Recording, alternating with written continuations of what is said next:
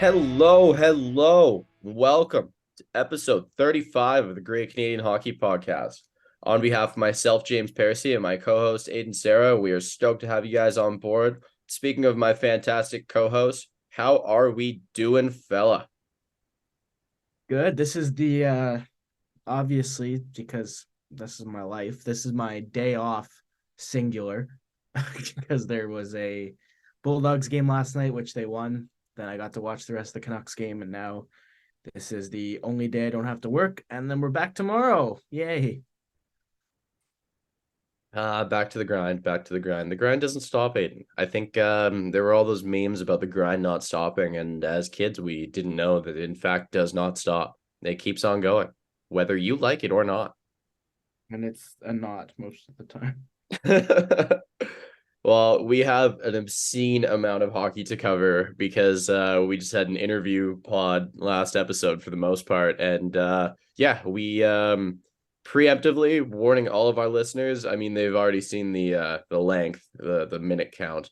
It's gonna be a long one here. So buckle up, grab yourself a snack, get yourself ready for a long drive. I don't know what you're drinking. Maybe get a Slurpee or something. It could be a Slurpee day. Maybe you're like last one of the year before the cold times. But I mean, Aiden, if you're going Slurpee, what's your go-to flavor? Are you a classic Coca-Cola guy or are you getting bold? You know what? I like the colas. Like if it's Coke or it's Pepsi, I'm down with either. I always was a cream soda guy, but I haven't Ooh. had the Slurpee since I was a kid, so I don't know if like adult me will be as into just the pure sweet sugary one because that's all cream soda really is. Definitely do like the colas, and I like root beer too.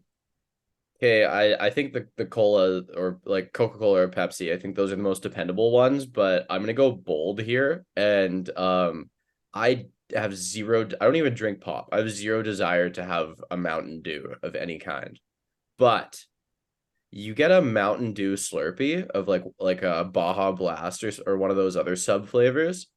Damn that stuff hits. That stuff is so good. That stuff is like it's it's undeniably good in a frightening way. And yeah, that's all for the Slurpee talk. Let's get into some hockey. The NHL season has been an absolute banger so far. We're only a few games in for teams at most. And Aiden, let's talk about your Vancouver Canucks. 2-0 against both games against the Oilers. What do you got to say so far? Well, the first game was a little weird. I mean, they won 8-1 against arguably everybody's, if not number one, at least top five Stanley Cup favorites in the Edmonton Oilers. Brock Besser scoring 4 goals was good to see if you're a Canucks fan. Good to see just in a hockey sense because he's had a tough couple of years. And I think for him, he needs to enjoy what he's doing. He needs to enjoy playing. I've really been unimpressed with him in the last couple seasons, not necessarily because of anything to do with production or whatnot. It's just he at times has just looked so disinterested when he's playing hockey. He hasn't looked like that so far this season. He looks a little bit more motivated, which is all I'm really asking from him. If he's going to score 4 goals in a big game, sure, do that as well. But really, I'm just looking for the effort to be there. Um, Connor Garland gets a goal despite, being surrounded by trade rumors. We can touch on that a little bit. Columbus, Nashville, and Winnipeg all look like they're in on Garland. I think he's a very effective middle six forward, and he's under $5 million. Like it's one of those Oliver Bjorkstrand situations where I think anybody would like to have him on their team. It's just the salary cap's so tight, and it's not an immovable number, but it's definitely not an easy number to acquire. Um, I think the biggest takeaway for me from the first 2 games, there's 2 big ones for both teams. Number one, Elias Pettersson has 6 points in 2 games, and he looks unreal. Number two, there is no way that the Edmonton Oilers should be going past the trade deadline with these 2 goaltenders as their only 2 options at all. I hopped into my group chat. I want to say it was my group chat. Maybe it was a direct message with my one of my buddies, and I said, if the Oilers aren't offering everything they have for Carter Hart in the next little while, I don't know what they're doing. Like, does dropping Jack Campbell along with like a Dylan Holloway or someone like that, and then a few draft picks, likely early ones, so you're paying for Hart's value and to ditch Campbell's contract. Does that not get it done? That's what I was gonna say is like the trade you have to make has to be a lot of value, a lot of assets. Half of those assets are for that team to take Jack Campbell, and then half of those assets are for the goal you're getting in return. Carter Hart's a good shout. John Gibson was another one top of mind for me. Um, from the Anaheim Ducks, he's kind of been much like Hart on the trading block for a while. You have the obvious ones as well, like Boston has two starter caliber goaltenders in Swayman and Olmark. Calgary have two borderline three starter caliber goaltenders in Markstrom, Vladar, and Dustin Wolf. So, they're not going to make the trade with Calgary. I'd be shocked. Boston really likes their Olmark Swayman duo. So I do think it's Hart or Gibson as the two most likely candidates. I do think, James, you're right. You have to give up. There's no way at least one first round pick isn't involved. It might have to be Holloway, Broberg, and two firsts, Campbell. Oh, Like it's Jack Campbell, man. Like it's whether or not you believe in him, the perceived value of him is that it will take that much to get rid of him, right? Like you can say what you want about expecting a bounce back, expecting him, he's better than he's playing. All that might be true, but a team is still going to demand that to take that contract, even no matter what you think about him. totally, totally. I get what you're saying here. I wholeheartedly agree with you. I specifically remember Danny Briere saying something in the summer along the lines of, "We'll make these cap moves, but you're gonna have to pay."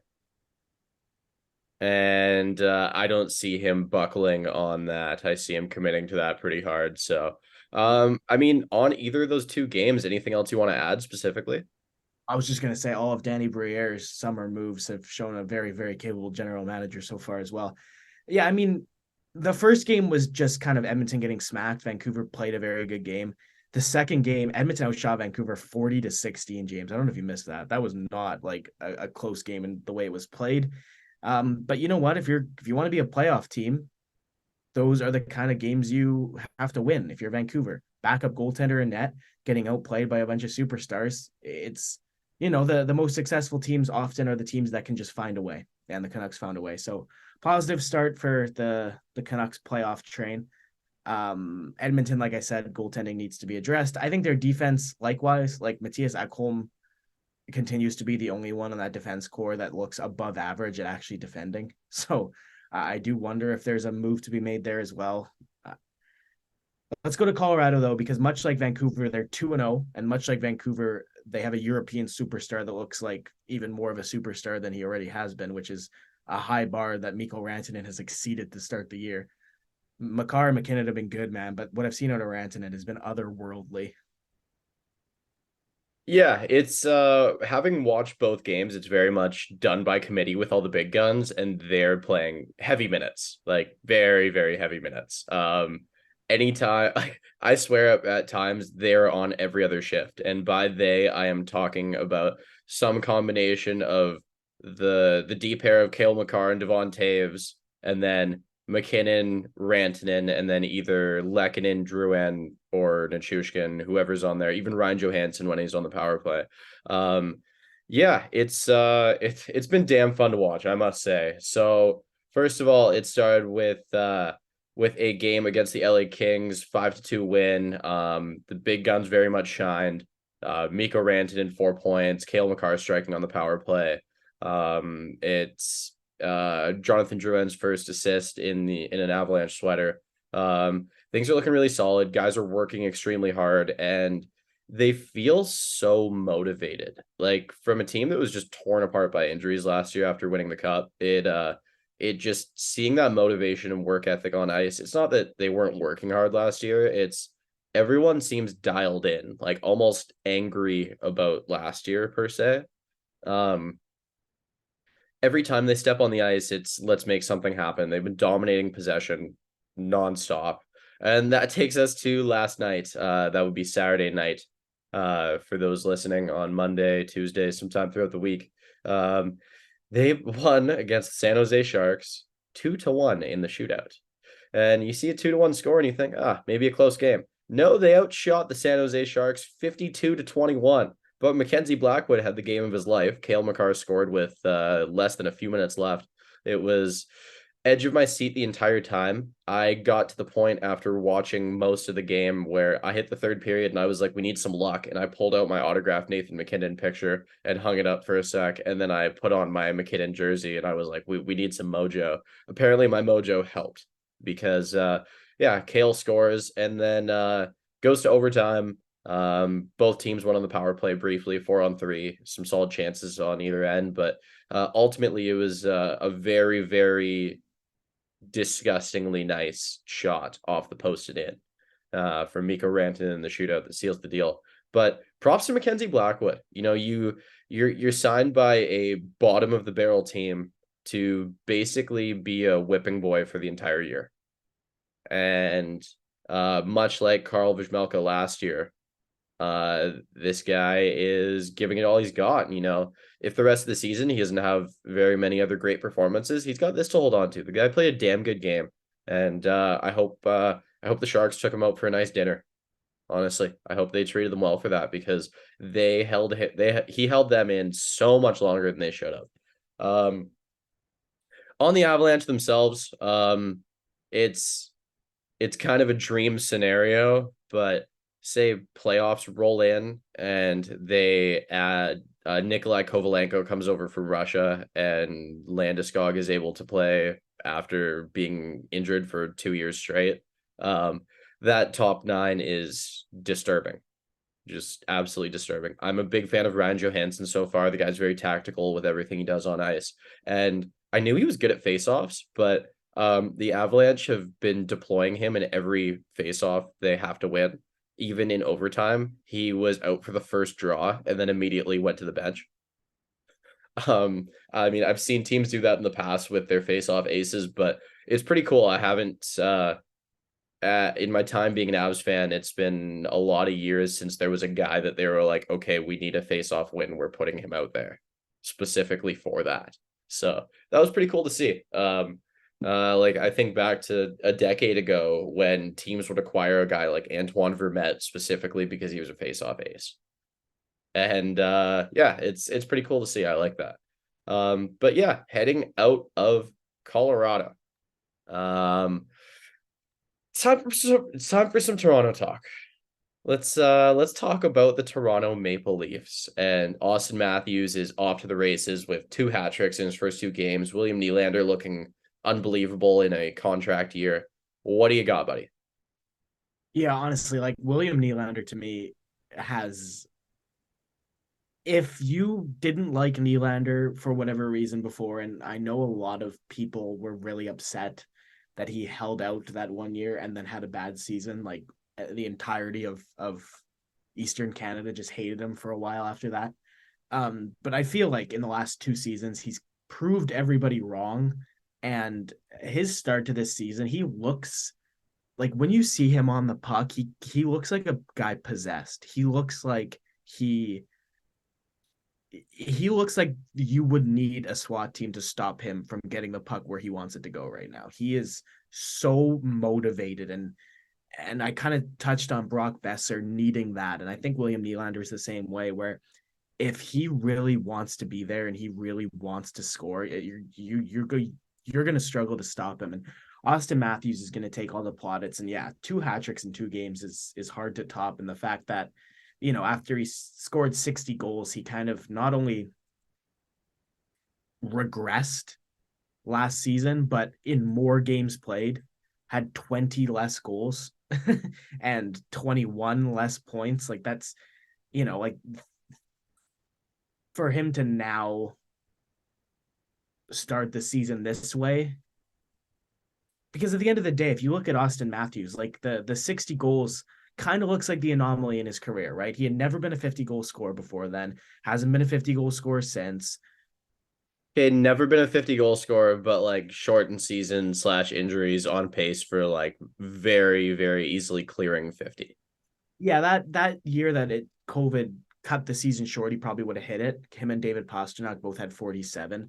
I won't quite go so far as to say that season he had like whatever 40 and 50 because the Canadian division definitely did him a ton of favors. We'll maybe asterisk that one, but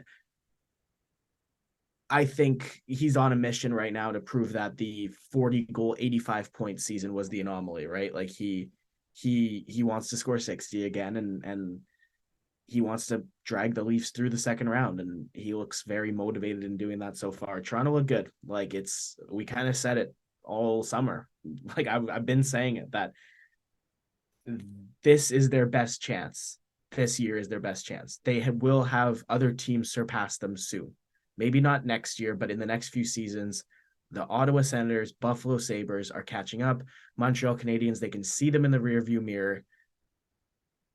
And with Tampa Bay, Florida, and Boston all being not as good this year, I think, as in years past, this is their best shot. And it looks like they are motivated to take it. They're going to be a scary team. I have one last note on the Maple Leafs, other than, I mean, I guess two notes. One of them, their defense and their depth are looking really sound in their play. Like it's a confident looking team and a lot of guys working hard, and that's something you like to see with a team that has a ton of expectations. But I just want to touch on Fraser Minton, second round pick from 2022, from Vancouver, BC. Grew up playing with guys like Benson, Bedard, Andrew Cristall, made the Leafs out of camp, seemingly doing his best to cling on to that third line role. It's not going to be easy. As Aiden and I talked before we hit the record button, like this could be one of those instances of sent down before he burns the year of his contract around that like 7 to 9 game mark. It's whether or not he makes the team, he will always, or whether or not he sticks around with the big club, he will always have the fact that he made the team out of camp. And I look back to like other guys who I think back to like Ville Heinola. Yes, it hasn't worked out for him since then, but when you talked about him, no matter how his recent play looked, there was always the fact that, oh, he did make it out of the camp, make it out of camp as an 18, 19-year-old. So there is that. And yeah, like when he comes back next year, people are going to look at it and go, oh, he's got a chance. He made it last year. We'll see if he can do it this year. And so I feel like that gives him a bit of a leg up. So I'm hoping for the best for the kid. I hope he can do as much as he can in his stint with the big club. Hopefully it's a long one, but yeah, we'll just have to see. He was on my World Junior list. So if he does end up coming back down to the Ontario, or I guess he was a Kamloops Blazer, so you come back to the Western Hockey League. He will have hopefully, provided he stays healthy and makes the team, the 2024 World Juniors with Canada to look forward to. Definitely. And then moving on, it's time to talk Connor Bedard. I mean, it's not like you haven't seen Connor Bedard all over social media over the past week and a half, and reasonably so. The guy's a phenom. Let's start with that. So kind of just both like being on social media and then listening to other podcasts. You can correct me if this statement is wrong to you, James. It seems like people are disillusioned with the amount of Connor Bedard they've been seeing. True or false? Am I allowed to say a sentence with my answer? You can answer however you want. Okay. True.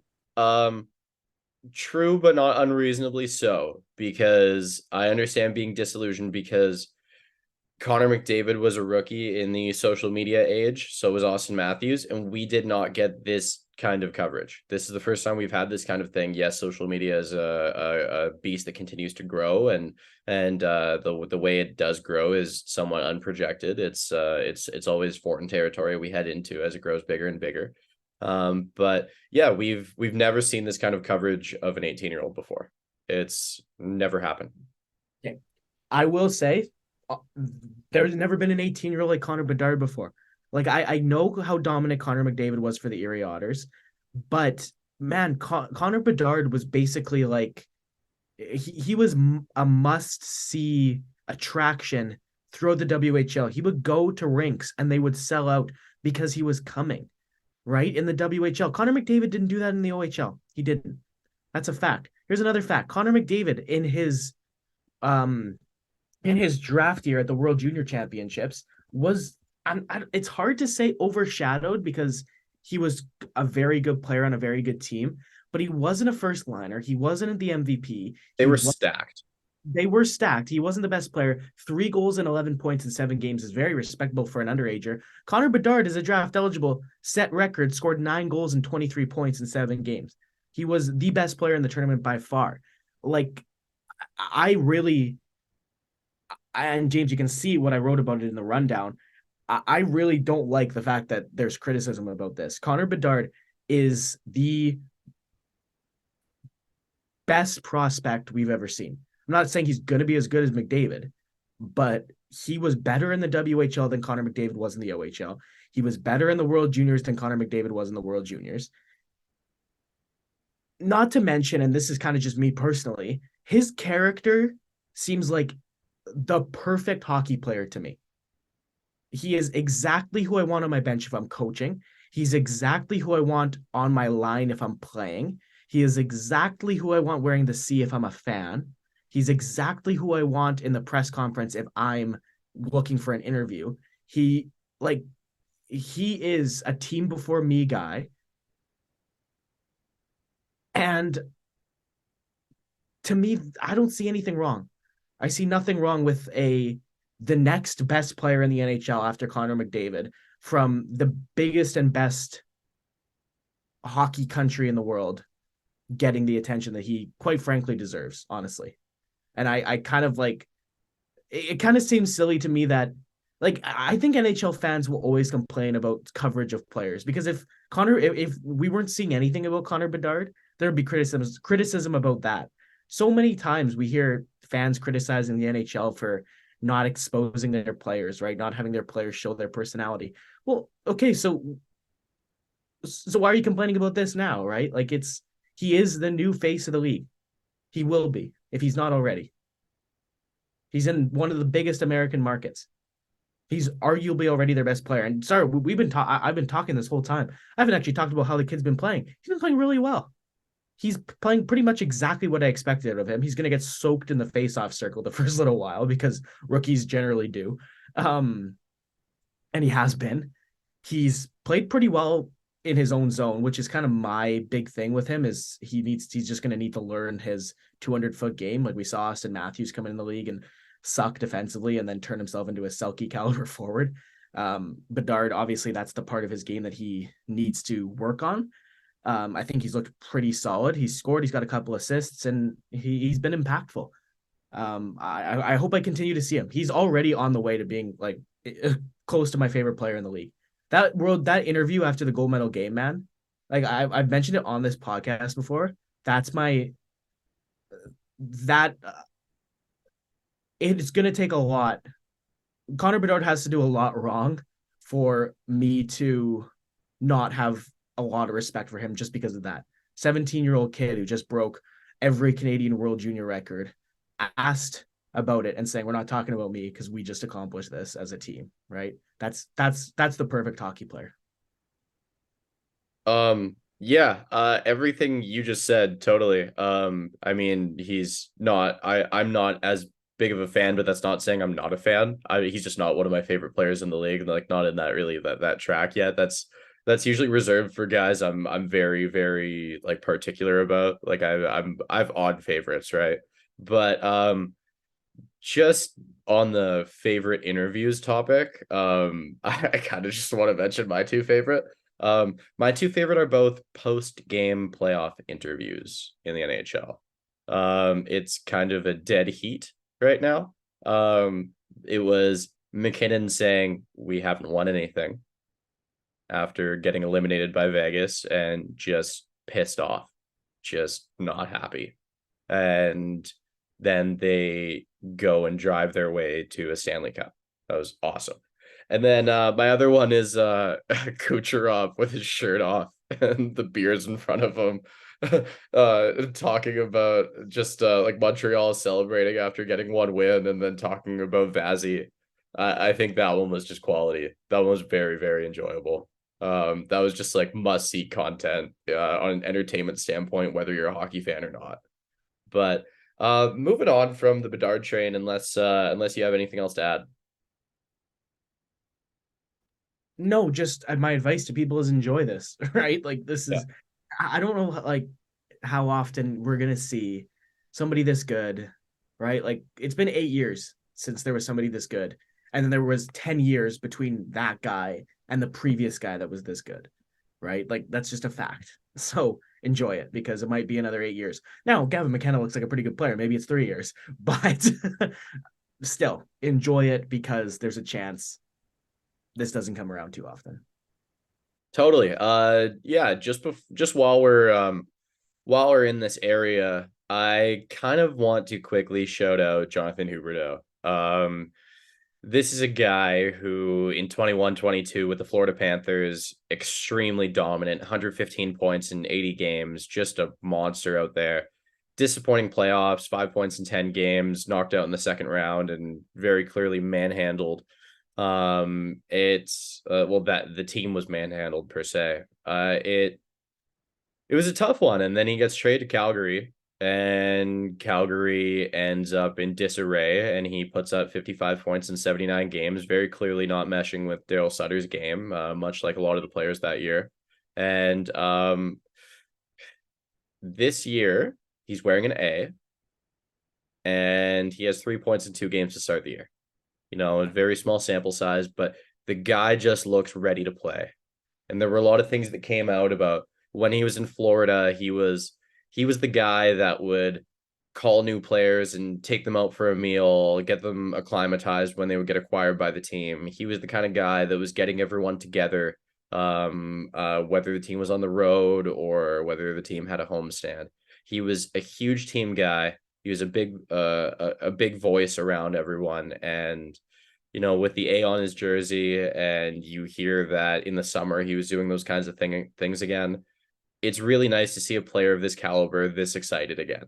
It's one of those things you just love to see. We went years without having 100-point scores be a frequent thing, and yes, we get them a lot more often now, but it doesn't mean I want to appreciate them any less. And this guy was a rock solid player for a very long time, and at still a relatively young age, like he's 30 years old. I want to see more of that. I want to see more of him playing at the top of his game. I don't want to see his prime come to an end. So let's hope this silky playmaker and determined, skilled forward just keeps on going. I'd love to see a push.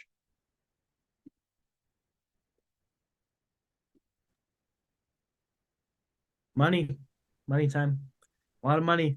Buffalo handing out a lot of money. Where do we start? Okay, before we start on these, I kind of want to like every hockey podcast you listen to, and I don't want to make it a segment, but it's like kind of becoming a segment. Like, I almost want a name for what we're gonna call it when we go through just a bushel of contract extensions and millions on millions on millions being handed out. We need a name for it, and maybe we'll leave this one up to our listeners. Maybe they want to drop a name suggestion for a segment like that in the questions. That would be pretty nifty. And if you guys don't come up with anything, then Aiden and I'll have to come up with something. Maybe somewhere between fun and gimmicky while also being relatively serious. I kind of like the vibe we like to keep here. But yeah, Aiden, there's been a lot of money handed out. Start me off with Rasmus Dahlin. What do you got? 11 million bucks until 2020 or 20, not even 2020, 2032. This contract expires. Earned. Earned. Oh, yeah. Are you kidding me? This guy, this guy is top three on my Norris ballot this year in terms of my predictions. I think he's going to like I kind of said this about Heiskanen. It was a step last year, and it's going to be a leap forward this year. He is phenomenal at everything. This is the player they drafted first overall. This is the talent that they knew they were getting, and everybody just needed to be patient because defensemen, we talk about goalies developing slower. So do defensemen, man, for the most part. Forwards are the quickest developing position. Then it's defenseman, then it's goalie. But just because Rasmus Dahlin wasn't Connor McDavid out of the gate doesn't mean he didn't deserve to go first overall, and doesn't mean he isn't one of the best defensemen in the league right now. I really loved him last year. He's going to be a part of this Buffalo Sabres team. And again, This is a contract that will coincide with the salary cap rising. So as much as right now $11 million looks like a huge number, in 3 years it's not going to look as big. And the other guy they signed, I think that rings even truer. I know that's not a word, of him and his contract. Do you want to hop there? Do you want to word on Dahlin first? Just a word on Dullian first. This guy came in with people saying he's quote unquote the next Nick Lidstrom. And those are some lofty expectations because Nicholas Lidstrom is debatably the greatest defenseman of all time.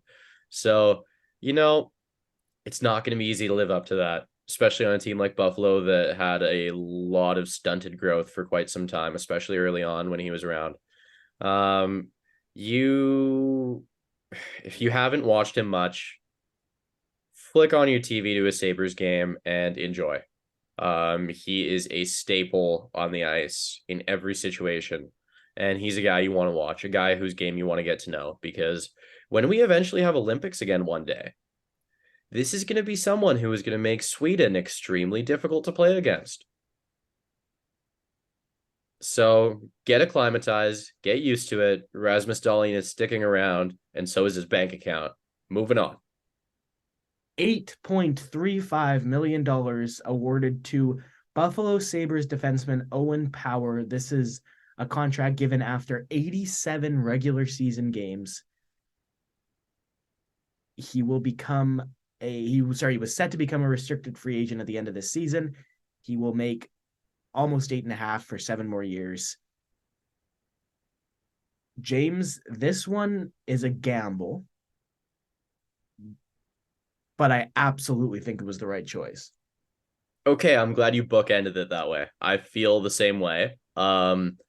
Question for you. Do you think he gets this if Jake Sanderson didn't just get his contract? Because Yeah, I think Sanderson secured him more money. I think that's a valid argument. I think the Buffalo Sabres, I think it's Elliot Friedman, James, that says the best indicator of future behavior is past behavior. I'm pretty sure that's his quote. Buffalo's been doing this. Dylan Cousins early on got a big money long term deal. Tage Thompson early on got a big money long term deal. Now it looks like small money. Exactly. That's what I'm saying. Is it's been working out for them. Dylan Cousins and Tage Thompson both immediately look like they're going to exceed their contracts. When at the time it looked like a gamble. I think Owen Power is going to just be another one in that line. $8.35 million is a lot of money, but there's a chance, right? With this kid, we know his potential. He had a great rookie season last year, really, really good. We know for a fact that this could be one of the top 10 defensemen in the league, making what will probably end up being below market value if it's not already, right? Like 8.35 for a defenseman of this caliber, like Werenski, who I just think of him because he's on. We're going to talk about him in a little bit here. He's making 9.5, right? I think Owen Power, and that's kind of a comparable for me. I think Owen Power is going to be, he's different than Werenski, but I think his effectiveness is going to be similar. I think Werenski's a little bit better offensively. I think Power is a little bit better defensively. But they're pretty similar impact players. And he's making $9.5 million on the Columbus Blue Jackets, right? Like it's a worth it gamble, in my opinion. And I think we're on the same page with that. And I really like the player, Owen Power. He's really good. We talk about Olympics. He will probably be on Team Canada the next best on best. 2026 is the next Olympics that they can go to. So I really do think that by then, 3 years from now, 23-year-old Owen Power, yeah, he's there.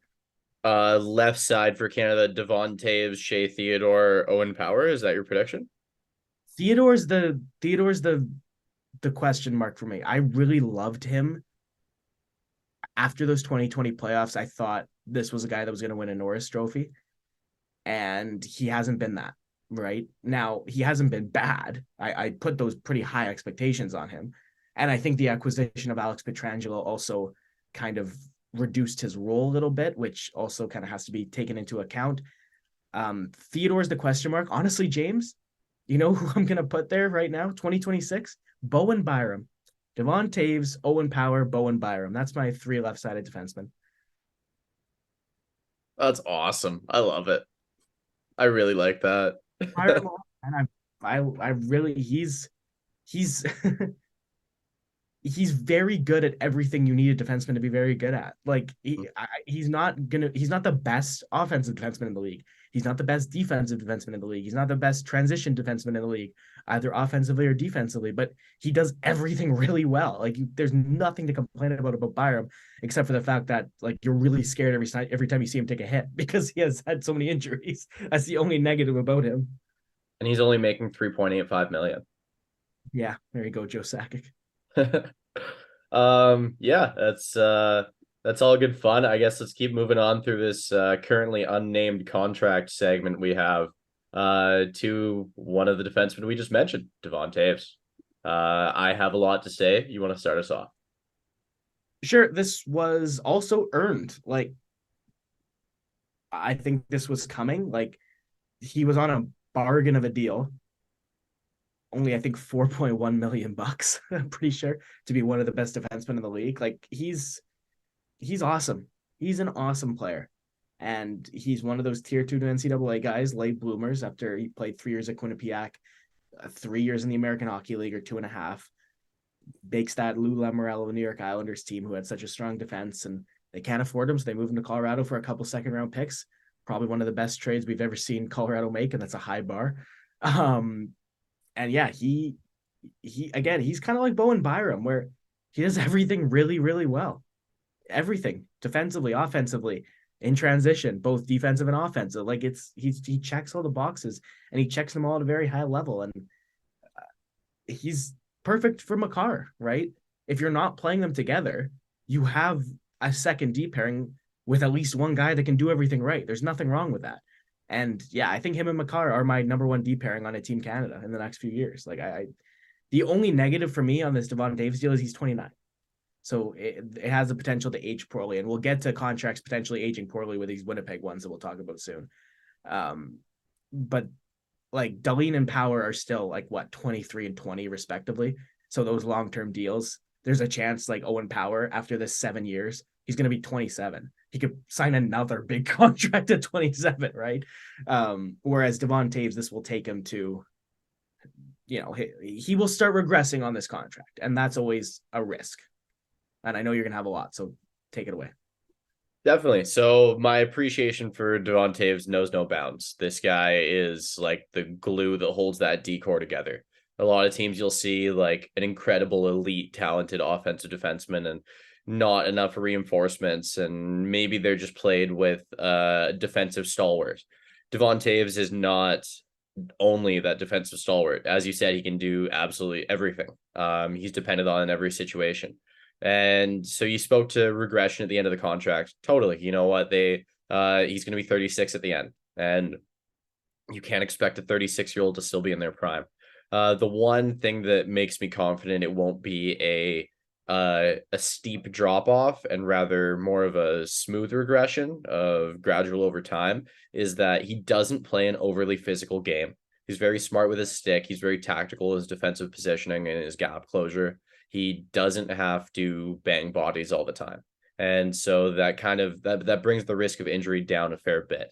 And then we spoke to the contract itself. He will be making $7.25 million a year up until the 2030-2031 season. That's 50.75 over 7 years.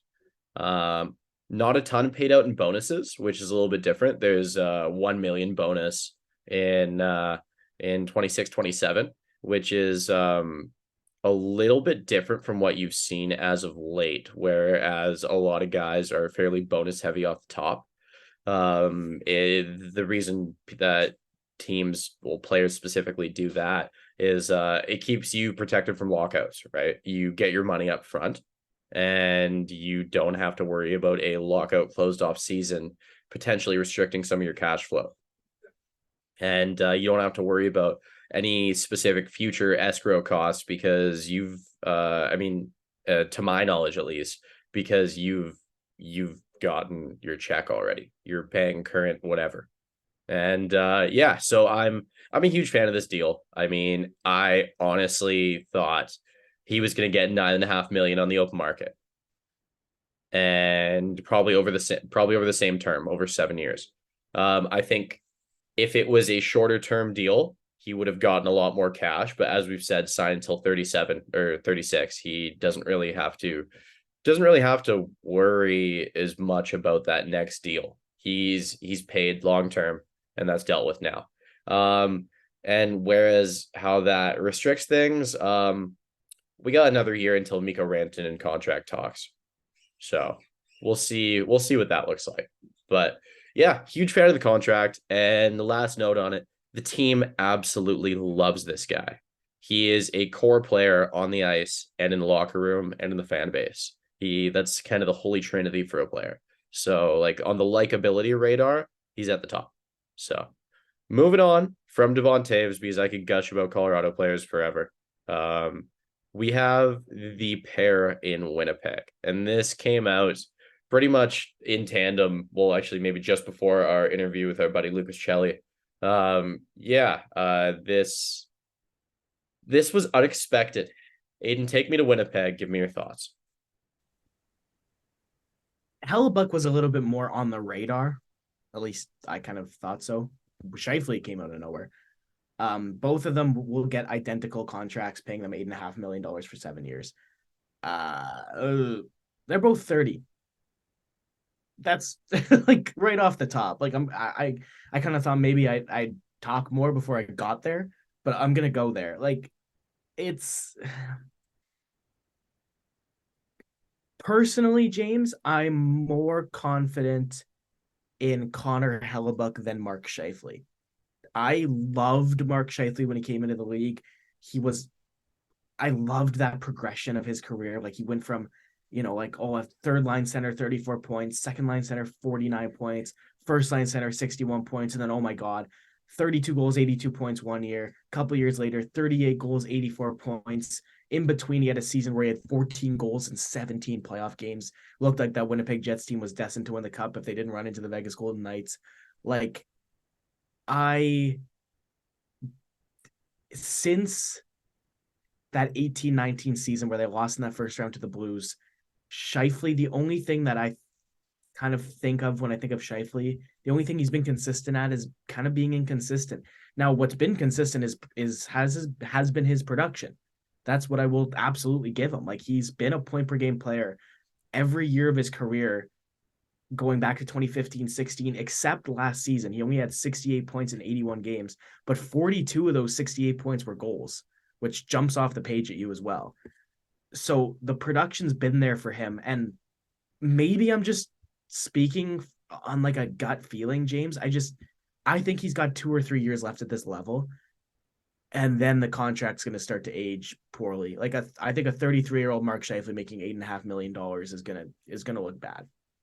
Connor Hellebuck, on the other hand, I just think he's been so healthy and so consistent, right? Like you know exactly what you're going to get out of him the whole time. And the fact that he hasn't had any injury concerns whatsoever makes me think that as a goaltender, he's got a lot left to give. I think it's easier for goaltenders to play into their mid to late 30s at a high level than forwards, specifically centermen, because so much of center is how active you are all the time. You have to do everything. And now, knock on Mark Scheifele is that the way he plays the center position is not as extensive as it maybe should be played. He's not the best two-way center in the league. Yeah, maybe it's just a gut feeling, James. I like Hellebuck. I think it's tough for Scheifele, and it's hard to say that he didn't earn it, because he did. Look at his numbers. He has earned it 100%. But halfway through this deal, it's going to start looking a little scary. I'm less concerned about that than you are, because I look to the fact that Mark Scheifele is a person very dedicated to hockey. He's a fitness and nutrition and dedication master. Like he is dialed in on hockey all the time. And so I worry less about quick regression. Yeah, obviously towards the tail end, but in the next few years, I'm not really all that worried. I don't foresee that as much. Only time will tell which one of our perspectives on that will reign true. But I also look at the like they're both signed until their late 30s, but you look at the core of their roster, like Josh Morrissey, 28 years old, Nick Ehlers, 27 years old, Kyle Connor, 26 years old. This lines up whether or not they can add all of the right complementary players and the right supporting cast. That is yet to be seen, but all signs point towards them continuing to lock up this core and continuing to do what they can to keep this group together and support it as best they can. That is a lot of talent. Those are very talented players. Those are winning pieces if supported by the right other pieces. It's just whether or not you can slide those in, whether or not you can find those at the right prices, whether or not you can lure them to Winnipeg, a place that has historically been hard to get free agents to come to. But I mean, altogether, I love chaos, man. I was hoping both of them would either get traded or go to free agency or both. I wanted that, undoubtedly. But we'll just have to wait and see what they can do with this. It's really all that it's done for Winnipeg is made it so when I look at them, I just say, okay, what's next? What are we doing next? What is the move here? I mean, in the Central Division, you have Colorado and Dallas as powerhouses. You have a bunch of other middling to lower end teams, and then in a few years, Chicago likely on the upswing. So you're gonna have to do something. Like there is something that's going to need to be done because I don't see Colorado or Dallas going anywhere anytime soon. So more needs to happen, but if they're staying the course, let's see what you got. Yeah, good perspective on it. Lastly, not as big as the other ones per se, but Minnesota continues to lock up their players. Ryan Hartman, $4 million till 26-27.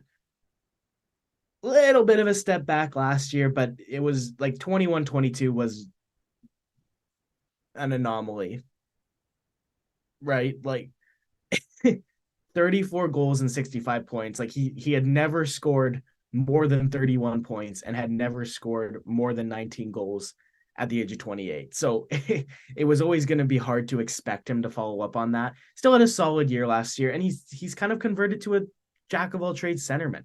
Right when he was drafted, he was a winger, and he was kind of one dimensional in Chicago. He was just that he's going to go into the corners, he's going to grind it out, he's going to go to the front of the net, he's going to score some garbage goals, right? But he's really evolved his game since he went to Minnesota. Every year he's taken a step forward until obviously the huge breakout season. But I like the contract. $4 million for an effective middle six center who has proved that he can score when given the opportunity. Nothing wrong with that. Totally, totally. And so this is a guy who drafted at the end of the first round in Chicago, when they were still a fairly dominant team and I mean very dominant team. Like they were rock solid for a very long time. And he was up and down through the minors. He had a couple of relatively full seasons and then flipped Nashville for a decent draft pick. Short stint in Philly, and then comes to Minnesota, works his way up, having 20-point seasons until that aforementioned 65-point year. By then he had hopped on as a centerman who was primarily playing between Kirill Kaprizov, Matt Zuccarello, used in every situation, relied upon heavily by their coaching staff. Last year, you said bit of a step back, but 37 points in 59 games. Like he's on pace, pretty close to at least to a 50-point season. That's which would have been his second best total in his career. So like he's still playing great. And it's just something you kind of like to see for a guy who was bouncing around and he was on track to keep bouncing around, on track to be one of those guys who's maybe played for 6 or 7, maybe 8 teams by the end of his career. And I mean, he's in his 5th season in Minnesota, and he will likely be there at least another couple. I mean, you never know what's going to happen with this deal. He could end up getting traded later on, but yeah, I like to see a guy like that get some security and work his way into a role like that. It's a pretty respectable path to being the level of player he is, and I hope to see another couple productive seasons out of him. I mean, I guess that closes our contract segment. We have A whole one trade. Aiden, walk us through this deal, Mr. Canuck fan. It's not too complicated. Vancouver trades a pick for Sam Lafferty. I like it. Can play each of the three forward positions. He scored the game winner last night, which is a great start. I also like Sam Lafferty. Yeah, he's great. He's a great fourth liner. Nothing wrong with that at all. Vancouver, no matter who they were going to take off that fourth line, I think they improve it. I'm a huge Jack Studnicka fan, so there was a little piece of me that was like, oh man, he's going to take Studnicka's spot. But Studnicka and Lafferty both played and scored themselves last night. Good start for Vancouver's secondary scoring. Like they got goals from Hoglander and Studnicka and Lafferty to win 4-3 last night. Kuzmenko was the only like big gun to get a goal. Yeah, I like it. Nothing wrong with it. I said something about Zach Werenski when we were talking about Owen Power, and Zach Werenski is out 1 to 2 weeks, which is sucky because he, had a really, really bad injury last year. So you obviously want to see him healthy, but that means that David Jiricek got recalled from the Cleveland Monsters and he scored in his debut. 4 games last year for Columbus, didn't score, -4, but 1 game this year gets himself on the board with his first NHL goal. Again, if you're a frequent listener of the podcast, you know that this is one of my favorite defensive prospects, if not my favorite current defensive prospect that isn't in the NHL. He is awesome at everything. He's just so good in offensive transition. He's got such a good shot and he used it to score his first goal. So again, as much as the Werenski injury sucks, and as good as that Columbus Blue Jackets defense is, James, they gotta make room for this guy. They have to. Like, I get it. He's still young. Like, isn't he still 19? He is. He's still 19 years old. He's gonna turn 20 in November. Like, I want to see him in the NHL this year. I really do. Does does David Jiricek not look like the kind of guy who could like very, very easily score 20 goals as a defenseman? Because that's what I see in his game. Yes. Without a doubt. Like, it'll happen in the next 3 years if he stays in the NHL, I think. Okay. It's Next not, 3 years. All right, bold. I like it. I yeah. like it. His shot alone could do it, but he's got such great offensive instincts as well, right? Like it's he could score off the rush. He could score just by sneaking in and taking a pass at the back door, right? Like he knows where to be and when to be there. And yeah, that he's got a howitzer of a slap shot too, right? Like you often don't see defensemen that mobile. Like you have your different categories of defensemen, and the big shots tend to come with the steady two-way Shea Weber types, whereas the Cale Makar and the Quinn Hugheses, tend to be better passers than will rip a puck through the mesh. Well, David Jiricek is both, man. I love it. Like, Yeah, definitely. I mean, nothing we can say any less about his talent. It's you will undoubtedly hear more about David Jiricek as Aiden continues to write poetry about the glory of his game, and reasonably so. So yeah, let's continue on here. What do you got for us next? Are we talking junior, or are we going to players who have seemingly made it out of junior for now? well, this is kind of, I think, this week's junior. I haven't made it to like a Rebels game to watch anybody, and I've been busy enough that I haven't like watched any prospects just in general this week. I usually try to.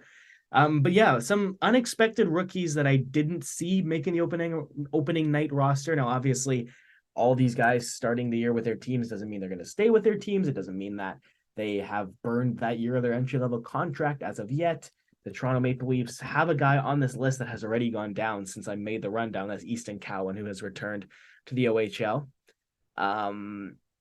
We'll start with Anaheim. Pavel Mintyukov was their 2022 10th overall pick.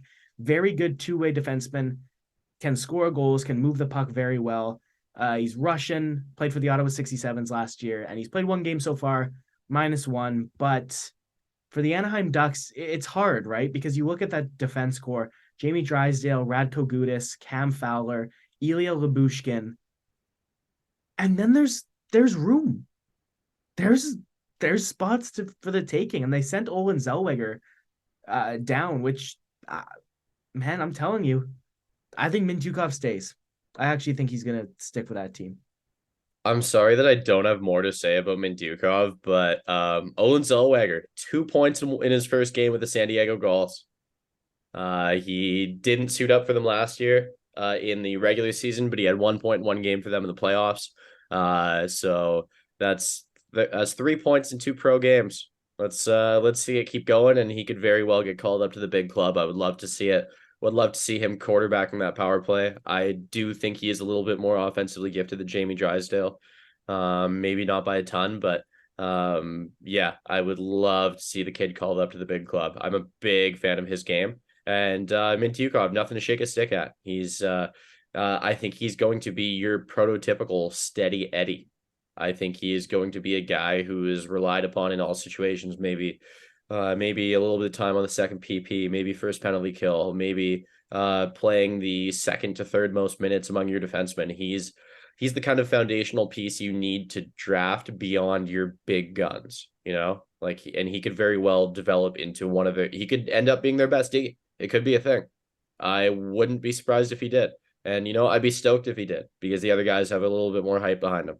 But yeah, let's see him keep it up, and let's not worry too much about his plus minus. I mean, Aiden, I know you're not worried about his plus minus, but anyone who's watching that or listening to us talk about it, he is probably going to be like a minus 27 to 35 this year. Like, he's playing on a bad team. It could That's be just even what more. happens when you play on a bad team as a Yeah. defenseman, right? Like you're on the ice every third shift, right? Like you are less in control of whether the forwards have the puck in the offensive zone than the forwards are, right? Like it's just gonna happen. Um, Next up, Matthew Poitras, Boston Bruins. Did not see this one coming, but he had such a good DY 1 year with the Guelph Storm. Only 16 goals in 63 games, but as a centerman, James, 79 assists for this guy. That's crazy. He was another guy I had on my World Junior shortlist that we'll see if we'll see if he ends up going back, but he's made the Bruins as of right now, an assist in 2 games. And Boston needs centermen. Trent Frederick, Charlie Coyle, Pavel Zacha. They have John Beecher on the roster currently as well, which is another one of their draft picks that kind of finally has cracked through because he was a first rounder like 4 years ago now. Beecher's another capable two-way centerman, as is Poitras. So I was impressed what I saw in preseason. I still didn't expect him to make it because he's still 19. I thought they'd give him another year in Guelph for the OHL, but if he sticks, good for him because there's room down the middle for the Boston Bruins. It's been well documented all summer that both of their top two centers retired, and why not take it and run with it? Well, you look at that 79 assists he put up for the Guelph Storm last year, and you think, huh, maybe another passer for David Pastrnak to play with. That might be pretty cool. I mean, playing on that top line against other teams' top centers, that's no easy feat. But if you're playing with at least one of two of Brad Marchand and David Pastrnak, you're gonna have a pretty capable line mate. So, I mean, capable is a very, very light term. You're gonna have an elite line mate. So, yeah, I mean, I hope for the best for the kid. He's he's still fairly young, right? Like, he's 19 years old. So, I mean, if he doesn't make it now, it's same thing with Fraser Minton, maybe a fair bit more offensive upside, but you made the team out of camp as a teenager. Props, kid. You did awesome. Hold on to that, and if it doesn't work out this year, we'll see you again soon. So, all the best to him, and I hope it works out for now. Okay, James, you probably know the answer to this question, but I'll ask it in the trivia format regardless. How many 2023 draft picks have made their NHL debuts already? Um, Zach Benson, who we're about to talk about, Connor Bedard, Adam Fantilli. Yeah, that's right. First overall pick, Connor Bedard. I'm not Third, missing one, right? Leo Carlson hasn't played. you're not. Carlson's going back to Sweden too. Yeah. So he has not made the Anaheim Ducks. Connor Bedard, first overall. Adam Fantilli, third overall. And 13th overall pick, Zach Benson. Why did 12 picks go by without this guy going? There is absolutely no excuse why this guy was not picked in the top 6. I get Will Smith ahead of him. I get Matvey Michkov ahead of him and the top three, Fantilli, Carlson, Bedard. Every name that came up on the draft when I heard it announced, I could not believe it wasn't Zach Benson. I Tom Vilander better be a stud for Vancouver. Like there is no reason you should not have drafted this kid. He looks unbelievably good. As such a young player, he's 18 years old. He looked awesome in the preseason. He's got 2 points in his first two games already. Like I don't think it's going to be a while before I stop saying that this every player taken above him had some sort of upside, right? David Reinbacher, right shot defenseman that you believe could be Lane Hudson's partner forever. Dmitry Simashev, one of the most unique looking players when you watch him play. Matvey Michkov. Enough said. Ryan Leonard is that tough, tenacious Matthew Tkachuk-esque player. Nate Danielson is that perfect second line center that's great on both sides of the ice. Dalibor Dvorsky's got the power. Tom Wielander could be right shot defenseman, and Daniel Boot is this huge Russian winger that could just be a power forward. But all of those guys, Zach Benson, offensively alone, he's amazing. I said this at the time. He is one of the best two-way forwards out of that draft. As a winger, he's so good on the back check. He is so good in his own zone. He's so defensively responsible. You almost don't need like thinking. We've talked about Trevor Zegras. I think if you have a centerman kind of like Trevor Zegras, who you maybe have some concerns about defensively, you put him on a line with Zach Benson, all those concerns are gone because Benson basically plays center in his own zone if you need him to. Like he's been so good. And selfishly, I want him to go back to Winnipeg so that I can watch him more in Red Deer. And he plays for the World Junior team. But he's earned the spot. He has earned the spot. He is an NHL caliber player at 18 years old. And I will not let anybody tell me that he should have dropped to 13. No way. And it's Yeah, Buffalo. he's Does Buffalo need more young, talented forwards? This is getting crazy. Like this this team, Buffalo looks like they're going to win a Stanley Cup with his core, James. It's only a matter of time. It's not going to be this year. It's not going to be next year, but it's coming. And so he's playing on a third line right now with Casey Middlestat and Jordan Greenway, a very, very solid and capable third line in all facets of the game. And he has played 14 and a half minutes roughly, and then also 15-20 in his first two games. So he's getting relied on in a lot of situations. Playing on that second power play unit with a lot of talented guys in Peterka, Power, Middlestat. On top of that, I believe there is a chance we could see him go to the second line, play with Dylan Cousins at some point, but you might not even want that. You might want to be able to have a game breaker on it. I mean, I say game breaker early on, but he looks like he could be that. You might want to have a game breaker on every line. You might just want to have that. And that's a pretty sweet gift to have packaged and handed to you. Well, I think we're forgetting that Casey Middlestat came one shy of 60 points last year. Like that guy had himself a breakout year as well. And like that just got completely overshadowed on that Buffalo Sabres team by, like primarily Tage Thompson and Rasmus Dahlin, but even Dylan like Cousins. Dylan Cousins, Alex Tuck had 79 points. Jeff Skinner had 35 goals and 82 points, which kind of came out of nowhere. He had that 40-goal season with Eichel and then fell off a cliff and has slowly been rebuilding himself to this player. Victor Olofsson, Jack Quinn, JJ Paterka all had good seasons last year as well. But Casey Middlestat, 15 goals. He had 44 assists last year. 44 assists for this young centerman. He's 23 years old now? Yeah, he didn't look like a great pick at 8th overall in his first couple years in the NHL. He But he's did growing. look like a great pick, but the team was bad. Yeah, he's growing into that. He's growing into that role. He is. He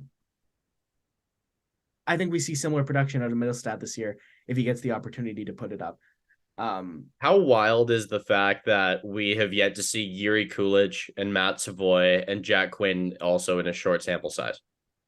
Well, Quinn had a good rookie year. I was impressed with him last year in very limited minutes, 14 goals and 37 points in 75 games as a 20-year-old.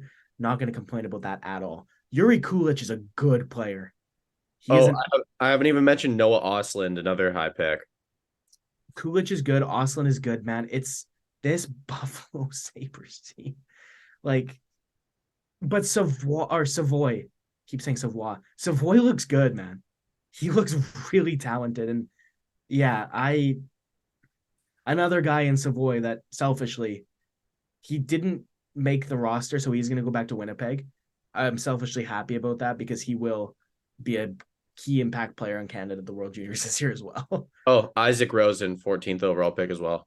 Rosean, Roseanne? Zach Rosean, yeah, yeah, Okay.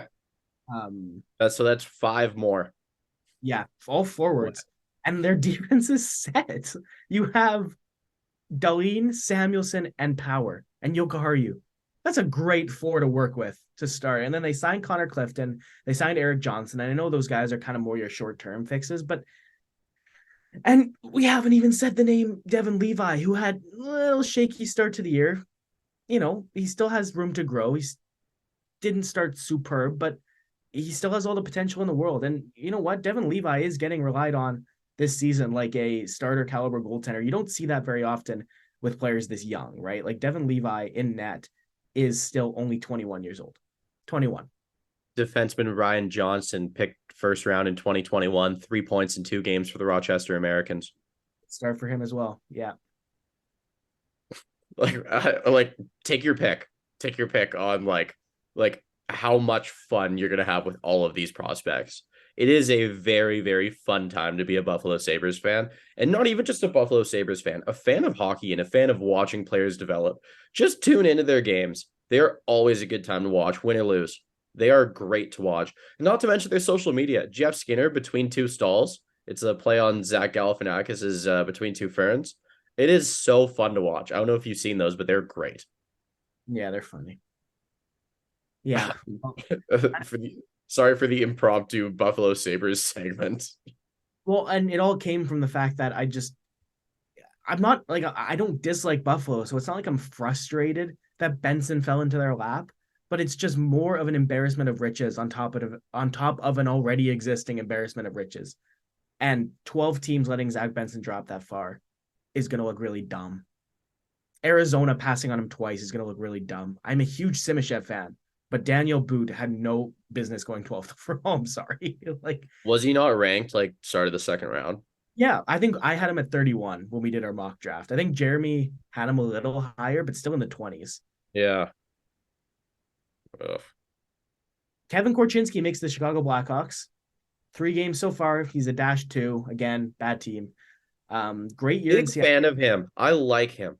too. He's again another guy he's such a good passer.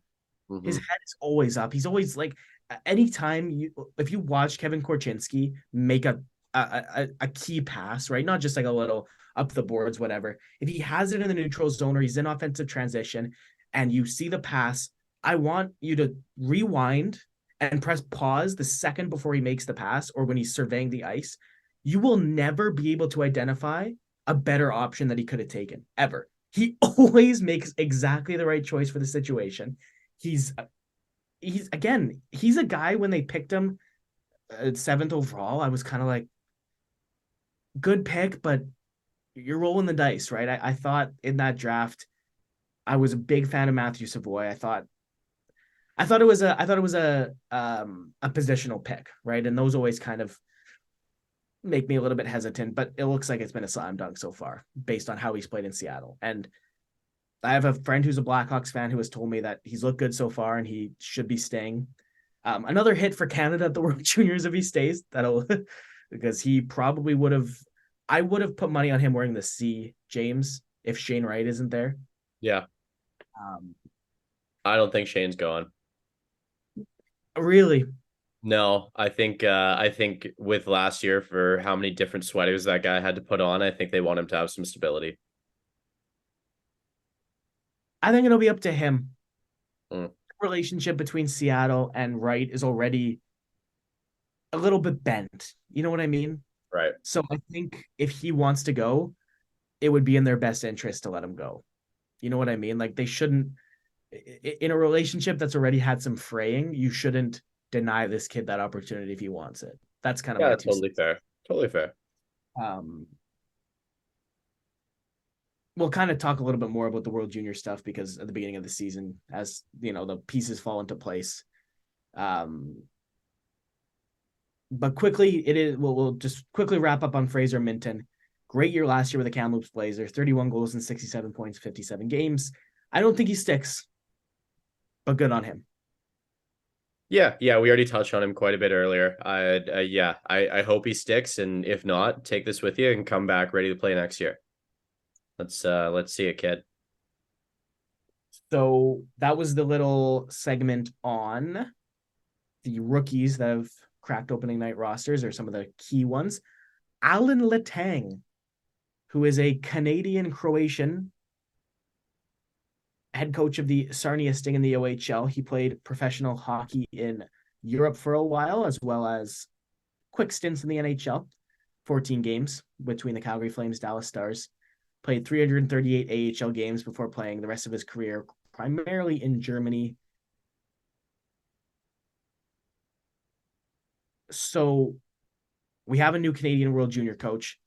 Hold on. I can't find anywhere if he's related to Chris Letang or not. I don't think he is. I have yet to find it, and if I find out, we will let you know. I'm pretty sure he's not. But he was an assistant coach for the Canadian World Junior team in the past. It's hard to really say, right? Like he's a pretty new head coach in the CHL. He had been an assistant in Owen Sound until 2019. Um, Interim head coach before he left Owen Sound for Sarnia in 2021. Um, but again, some of the guys that he's going to have to work with are going to be interesting names. And you know what? We touched on it, so we might as well start with Shane Wright. I think the only way Shane Wright isn't there, James, is if he is a top four centerman with the Kraken at the time. Is there anything else other than the need for stability that you think will keep him off the roster? Before I say that, just one last note on Alan Letang. I see that when he finished his pro career in the KHL, he stayed along with the team as an assistant coach. So he did that straight to coaching role. A lot of the time when that happens, it's the player is encouraged by a coach of his to do so. And clearly sometimes that's because they see something in him. Maybe Hockey Canada sees something in him. Clearly the Sarnia Sting have seen something in him. So let's hope for the best. Andre Tournier made the jump to the NHL after I mean a lot of years of coaching, but he was Canada's World Junior coach, and he's currently the coach of the Arizona Coyotes. So let's follow along with this guy's career and hope for the best. But yeah, with Shane Wright, I think he's going to spend the entire year in the AHL. I mean, aside from the fact that maybe if Coachella Valley doesn't make playoffs and the Kraken do, maybe he's called up to be along for the ride, and maybe slot in if there's injuries. Um, yeah, it's super possible he ends up on the World Junior team. He's definitely captain if he goes. Was Yeah, and being Captain Canada, having that jersey on your back, that's something that these players never forget. We've talked at damn near nauseum about how important it is for these players to experience that. It's something that if your career doesn't amount to what you wanted it to at the pro level, you will always have that. Look back at the American Miracle on Ice team. Most of those guys never played much pro hockey, but they will always have that moment, and they are never forgotten. It's one of those things that's just it's that special. So I hope he goes. I would absolutely love to see it. I like Shane. I think he's a really enjoyable player to watch when he's on his game. And he's a guy I root for. He's a guy who got dealt a couple tough hands last year. And people online just talk about his attitude all the time. And we are not in that room. We're not in any of those rooms. You saw one look at the draft table when he seemingly stared down the Montreal Canadiens. And there's no confirmation on that. Yes, it looked like it. And yes, when there's smoke, there's fire. But it's a pretty high pressure moment for the kid. Maybe he was just staring off into space. We don't know that. So I really want to quell all of the he has an attitude problem talks, because He is a young man we know very little about in these personal situations. So I'm hoping for the best for him, cheering for him big time. I hope he is the AHL Rookie of the Year and leads his team in scoring. And I hope he comes into the NHL hot and ready next year for the Seattle Kraken. Let's see it. All the best to Shane this year. I think he's gonna be a solid player. Aside from that, I think we go to some fun stuff now, don't we? Or do we want to do questions first? Two questions. Sure. Yeah, let's dial in some questions. What do you got? Should I start with the Instagram ones? All right. So first question from Instagram. What team are you most excited to watch purely based on entertainment? And I kind of want to put an asterisk, a condition here. You are not allowed to name a cup contending team. Can I say Buffalo? Because we just You could say Buffalo, Buffalo. Buffalo or Columbus for sure. I those Columbus youngsters, Kent Johnson, obviously David Juracek, Patrick Laine playing center is interesting. I'm kind of curious to see how that plays out. Kirill Marchenko is an underrated player there. Obviously, if David Juracek sticks, I'd be really interested to see how he does. Adam Fantilli didn't even say his name. But Buffalo, yeah, like I love Benson, I love Cousins. Jack Quinn looks awesome. I love Owen Power. Darlene Thompson is going to take another step forward. I think Tage Thompson hits 50, honestly. And Devin Levi, like that Buffalo team, we're again like it's hard to make these statements without like seeming like we're overhyping them or putting too much expectation on them. But does it not feel, James, when you're watching these Sabres, like we're watching the beginning of like we're watching those young Blackhawks with Taves and Kane as youngsters, like lose before they can win, right? Like we're watching Crosby and Malkin lose in the '07 playoffs, and you're just waiting for what's to come. Like that's what it feels like with Buffalo, and I do think they're going to get there. Their future is brighter than I think anybody else's in the NHL, and I'm excited to see. I agree with everything you said except for maybe the closeness of those comparisons, just with those being like superstar face of the NHL talents. I Well, don't think the Sabres are going to be face of the NHL talents just because you look at all of the other generational players and superstars in the league, but yeah, I you don't agree have. with everything else. There's no Kane, right? There's just no Kane.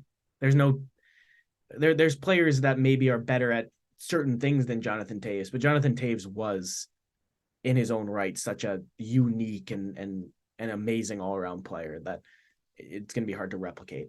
Who do you think for For you? me, it's the Columbus Blue Jackets. I have already in my group chat with my friends marked January 15th, 2024 on my calendar. Or sorry, January 27th, 2024 on my calendar is the Blue Jackets playing in Vancouver. I will be going to that game. It's one of those glorious moments where a fun game is on a Saturday. And I do kind of want to throw some shade at the NHL and the Canucks. The Canucks season schedule sucks for watching big ticket games and entertaining games on weekends this year. It is very very light on the Friday and Sunday or Saturday and Monday homestand. They're very very light on that. Most of their homestands come during weekdays, and I think that misses a major mark. Some team has to take a hit. Unfortunately, it was the Canucks this year. But with all that aside, the Columbus Blue Jackets. Let me read out their current forward lines for their last game. Line one, Fantilli on left wing, line A at center, and Alex Texier at right wing. I have no idea what's going to happen there. That is so fun. There is a lot of raw talent, and there is a lot of oddity at line A playing center, which could continue to be awesome to watch. And then line two, Johnny Gaudreau, Boone Jenner, Kirill Marchenko. I think Marchenko could score 30 this year. He is filthy. He looks so good. And it's one of those instances where everyone knew he was talented, and then all of a sudden everyone's just like, yeah, he's amazing. It was a very like, oh, he's good. Bam. Like, for people who played the NHL games, it's one of those times where in the last game he's like a 77 overall, and then you go into this game and he's like an 84. It's like, oh, okay, we're this guy now. All right. And Boone Jenner hat trick last game, I believe. Johnny Goodrow looking great, revitalized. A third line that's some fun to see. Kent Johnson and Cole Sillinger playing there. They're currently flanked by Justin Danforth, but Jack Roslovic could move up to that line. He's playing on the fourth line right now. I mean, their decor. I mean, Werenski when healthy, Ivan Provorov, David Juracek, Adam Boakfist, Damon Severson's quite the hockey player. Jake Bean steps up very highly in the offensive role with Werenski out. And then like Elvis, I want to see things out of Elvis Merzlikins. I want to see him have a solid season. It's very, it's a bit of a, I don't want to say make or break year for him, but they have him signed to a fairly solid ticket, making around $5 million a year. And I believe that's just off the top of my head. But yeah, I think it's an exciting year to watch the Blue Jackets. They have so much talent breaking in. And not to mention Yegor Chinnikov currently injured right now. Probably backup goalie Daniel Tarasov injured right now. Werenski, as we said, injured right now. But Adam Fantilli is brewing into such a sick storyline to watch. I don't know if anyone's seen it, but I mentioned it to Aiden. I don't know if have you watched the video yet of Adam Fantilli being wished a happy birthday and good luck in his first game by all the important people in his life? That was super cool. Yeah, you did. It was incredible. It's his brother, his parents, some of his teammates from college hockey, just some of the closest and most important people, his biggest supporters, all wishing him a happy birthday ahead of his NHL debut. And damn, happy birthday to him. He's looking really solid so far. I feel stoked to have him in fantasy in my keeper league because that's just another reason I'm going to cheer for him ahead of me being a fan of his game. Yeah, Blue Jackets are looking sick and will continue to get better. So a lot of competition in that Eastern Conference with teams heading towards that upswing with the Senators, the Red Wings, the Sabres, and the Blue Jackets are, I mean, maybe a little bit behind on that prospect pool, but not far behind. I mean, far behind the Sabres. Everyone's far behind the Sabres. They have every prospect, but yeah, I'm stoked to watch them. So next question on our list. We were asked by Aiden's good friend, who I hear is a diehard fan of the pod. And shout out Aiden's good friend Cam. I will meet you in due time, my friend, in due time. So Cam asks, who's winning the cup? A, Canucks, or B, Canucks? I'm going for option none of the above. I apologize, my friend. I apologize, but it's fun so far. It's not going to happen. No, I think they look like a playoff team if there's a reassurance there. I like the word think ahead, and that is not the most confident you've ever said something. So Um, no, I mean I perennially live in the if something's going well, just you wait. It won't be going well for long mindset because that's just kind of been my life. Um, and all of the sports teams I like generally as well. yeah, I Yeah, mean, they look good. enjoy the ride. They look good. Let's watch them. And you know what I'm actually looking forward to though this year, unironically, I am looking forward to cheering for the Vancouver Canucks to make the playoffs. Like I at the end of that season where they kind of came close, like the Bruce Boudreau taking over one, it felt good to cheer for them again. Because for me personally, when I don't think they're going to make the playoffs, I from day one am cheering for them to lose. Right? Like it's just I'm just a realist that way, where I know that if you're not going to make the playoffs, the best thing you could do is get the best draft pick possible. Right? So I'm just excited to not watch Canucks games and actually be happy. Like I was very happy watching the first two games of the season. They won both games. I was thrilled. Like I'm excited. I'm excited to want them to win again. I guess Aiden, I'm going to ask you a question. So we have 35 episodes. How many of these episodes have featured you saying something along the lines of the Canucks haven't been bad enough to be great? half. I'm going to hit the over there and I'm going to say probably 20. Yeah. Yeah. And I am creating a tip jar for myself. From here on out, every time Aiden says that something along the lines of the Canucks haven't been bad enough to be good, and it is this person's fault or this reason's fault. Anything along those lines, I get 1/4 of a beer. Every 4 times he says it, I get a free beer. Fair. And so I'm benchmarking that from the start of next episode. So yeah, first round's on you, buddy. I'm looking forward to it.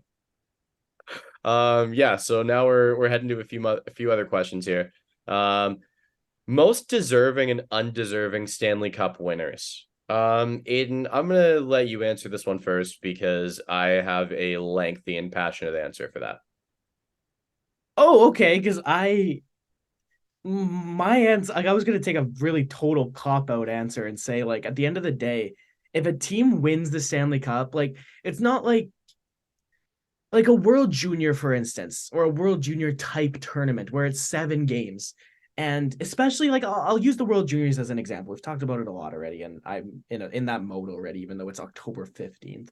Um, it's gonna be a long 2.5 months to wait. But um, like, if you're a World Junior team, you could struggle in the group stage. All you need to do is finish top four, and you're in the medal round. And then you need to win 3 games. The Stanley Cup is so far from that, right? You need to make the playoffs out of an 82 game season. And then you have to win 4 playoff rounds of best of 7 series. So it's really hard for me to say that anybody doesn't deserve it, right? Like, there are times where, like, an underdog has won and somebody's been upset. You know what? Like, if I have to answer the question, I'm going to say 2011 Boston Bruins, just because that was one of the worst officiated Stanley Cup finals I've ever seen, and the Canucks lost. But realistically, that core deserved to win a cup. It was the only one that Bergeron, Marchand, Chara, Krejci group did win, and they definitely deserve to win one. So it's hard for me to actually say undeserving. I think most deserving Stanley Cup champion, probably the 2020 Tampa Bay Lightning off the top of my head of recent time. That team just was a wagon. Like, nobody was going to beat that team. The Islanders gave them a good fight, but, like, they pretty easily walked through everybody, and they were, after they were embarrassed the year before, they were not letting that slip away from them, that core. Okay, well, my answer is very similar. And thanks for taking all the passion and excitement out of my build-up when I said I had a lengthy answer because you pretty much said everything I was gonna say. Really? Okay, I thought you had a passionate, like, I thought you were gonna have a passionate opinion, like, oh, this team didn't deserve to win it, and here's why, or something like that. Yeah, Okay, no, no, no, no. I was gonna dissect the validity of the question. well, yeah. All right, well, I'm gonna take a stab at this and see if I can do anything that isn't just repeating what you said. Thanks, Chief. All right, way to take the wind out of my sails. Um, okay, so the question itself, most deserving and undeserving Stanley Cup winner. There's no such thing as an undeserving Stanley Cup winner. It is the hardest trophy to win in all sports for a reason. Yes, we're biased hockey fans, but you look at athletes from other sports and they go, "Yeah, the Stanley Cup. Yeah, I get it." It is insanity. You go through an 82 game season of a physical, determination filled sport, and then you play 4 rounds of 7 game series. It is mental. It is absolutely mental what these guys go through. The injuries these guys are playing through. Look at the Florida Panthers right now. They were Eastern Conference champs, cup runner up, and they are battered. They were battered and bruised. Like, the injury list on that team. I hesitate to use the term laundry list because everyone else uses it, but it was a damn laundry list. It was ridiculous. I don't even know what laundry list means, but I'm going to use it. I don't think anyone makes lists for their laundry. This is a stupid term in its own. But yeah, I'm cutting off the second half of this question, and thank you to whoever asked it. I'm not dissing your question because there's no such thing as a bad question. We will answer every question that isn't a complete joke and won't end our respective careers. Yeah, it's Yeah. Thank you for asking the question. It's not a stupid question, but I'm just cutting it off because this is the way I feel about it. Most deserving. Um, I go with the two in there's another asterisk next to this because you have to say in our lifetimes and in our hockey watching lifetimes. Yeah, I was gonna say that I've seen kind of, right? Like, Because dude, there are so many. Like if you watch old hockey documentaries, one I highly recommend is on YouTube. You can watch for free. It's called The Names on the Cup. That is my favorite hockey documentary in existence. It's just it's a story of cup winners. It's a story of the Stanley Cup. It's a story of the dedication taken. Watching that documentary alone, I've watched it probably 6 times. Um, you will see that there's no such thing as an undeserving Stanley Cup winner. Maybe before our lifetimes, you could go with Lanny McDonald and the '89 Flames. I want yeah, to say, that was the year. Yes, correct. yeah, yeah, veteran player, going against Patrick Waugh and the Montreal Canadiens. They had lost against them a few years prior. Yeah, I think that's one you look to before our lifetimes. That's just determination, willing your way to the Stanley Cup. But in our lifetimes, I'm going to take a page out of a different book. I'm going to go with the 2012 LA Kings, squeaking in as the eighth seed and defying every odd in existence. Jonathan Quick defining himself as one of the best goalies of his generation, and a lock Hall of Famer in my eyes. It is you go back and watch like the recap or the quick short Kings produced doc on that playoff run. Damn, dude, damn. And I remember living in Vancouver that time, and living in Vancouver, cheering for the Canucks. They had just gone to the finals the year before, and they got swamped by this eighth seed upstart LA Kings team. Which, you know what, it shouldn't have been an upstart. It was featuring Mike Richards, Jeff Carter, and that wasn't even their core. Like, come on. This is this was the team. This team was must-watch hockey, whether it was in their 2012 run, which was more inspirational, their 2014 run, their other quick little stint in the conference finals when it was either them or the Blackhawks were winning the cup. Didn't matter who else was playing. I don't care. It was just insane. It was insanity, and I will always remember them as one of the most dominant and deserving teams I've ever seen. Just everything all in. And then you hear that after they end their series, they would go party. They were not drinking protein shakes. They were not getting good sleeps. This team was all in all the time, no matter what they were doing. And I love it. They barely made the playoffs. Yeah. They only made the playoffs because Dallas lost their last 5 games in that season, or else Yes. Dallas would have had that spot. It's crazy. Yeah, that's a good answer because they did dominate those playoffs. Like they beat the Canucks, they beat the President's Trophy winning Vancouver Canucks in 5. They then beat the second seed in the West, St. Louis, in 4. They then beat the third seed in the West, which was the Phoenix Coyotes that year, in 5. In the Stanley Cup final, they beat the Devils in 6. New Jersey winning game 5, 6 in overtime. game 5, yeah, against the Rangers. But I'm talking game 5, the Devils down 3-1 in the series beat the Kings in New Jersey. That was the only game of the entire playoffs that the LA Kings lost on the road. The one and only. That's crazy. They Mind led boggling. they led 3-0 in the series in 3 of the 4 series. That's crazy. Like and they were an 8 seed. Like that's insane. Yeah. It's a lot of time off during the playoffs to enjoy a couple good times with your buddies. Yes, yeah, exactly. Okay. So a couple personal questions, one of them directed at me, so I'll take it. Um, who's your favorite broadcaster? How much inspiration do you draw from them? Um, my favorite play-by-play guy is Gord Miller. Again, that shouldn't be a surprise to anybody who's listened to multiple episodes because I mention at least once every 5 the World Juniors, and then I'll elaborate anytime somebody asks about like me getting into hockey. It was the World Juniors, right? Like me and Lucas and James were asked about our favorite players, or sorry, it was our first favorite player at our interview episode, and I said Jordan Eberle is one of mine because that was one of my first hockey memories was him playing for Canada at the World Juniors. So Gordon Miller for me has really stood out. I love his energy. I love his goal calls. Now inspiration, a lot. What I do, and like the way I see my job and everything, like I'm not an athlete. I'm far from an athlete. But this profession is largely, to me,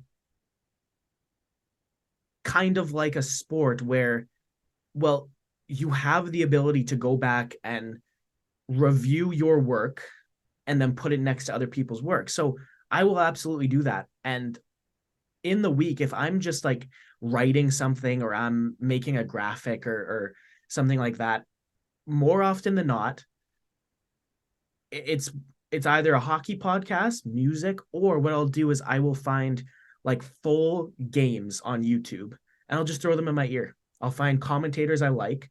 Gord Miller, obviously top of list. Jim Houston in the early 2010s is a good example. And I will just listen to them do full games and I'll listen to how they call different scenarios and they'll just give me fresh ideas. And yeah, like my call, I think is a combination of a few different commentators, realistically. Listen to a lot of Shorthouse, a lot of Jim Houston, a lot of Gord Miller, and you can hear that come out, I think, in my call if you listen to enough of it. So a lot of inspiration. Yeah. You know what I think would make you sound better? If you smoke cigarettes. Yeah, that's fair. Like I do have a higher voice. It's not That about the tone, it's about the it I really like when announcers' voices are a little bit coarse. And that without being a smoker, that doesn't really come without age. yeah. Yeah. So you can get ahead of the curve, man. You can start smoking now and you'll sound cool by 25.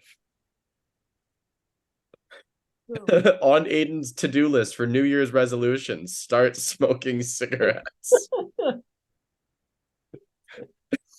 That's funny.